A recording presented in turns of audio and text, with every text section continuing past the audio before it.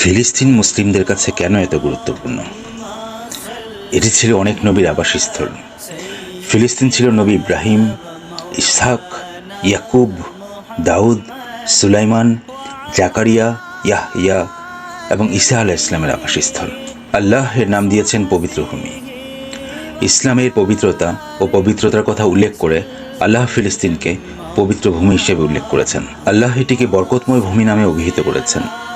ইবনে সাদি তার তাফসিরে বলেছেন, বাইতুল মাকদিসের আশেপাশের অঞ্চলটি প্রচুর গাছপালা, নদী এবং উর্বর মাটি দ্বারা আশীর্বাদ প্রাপ্ত ছিল। অন্যান্য সমস্ত মসজিদের তুলনায় মসজিদুল আকসার ফজিলতের কারণেও এটি আশীর্বাদ প্রাপ্ত ছিল। এটি তৃতীয় পবিত্র স্থানের আবাসস্থল। ফিলিস্তিনে ইসলামের তৃতীয় পবিত্রতম মসজিদ মসজিদুল আল আকসা অবস্থিত। এই মসজিদটি ছিল মুসলমানদের প্রথম কিবলা, নামাজের দিক, এবং নবী সাল্লাল্লাহু আলাইহি ওয়াসাল্লাম স্পষ্টভাবে মুসলমানদের এটি পরিদর্শনের জন্য উৎসাহিত করেছেন।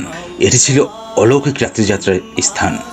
নবী সাল্লাল্লাহু আলাইহি ওয়াসাল্লাম এর অলৌকিক রাত্রিযাত্রা ফিলিস্তিনে সংগঠিত হয়েছিল, যার মাধ্যমে তিনি এক রাতেই মক্কা থেকে মসজিদুল আকসা এবং বেহেশতে ভ্রমণ করেছিলেন।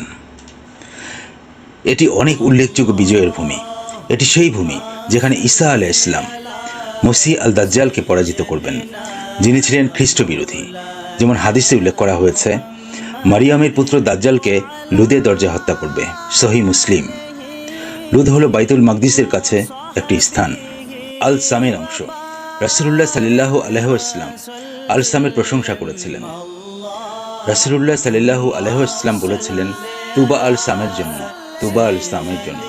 সাহাবীরা বললেন, আর হে রাসূলুল্লাহ সাল্লাল্লাহু আলাইহি ওয়াসাল্লাম কি?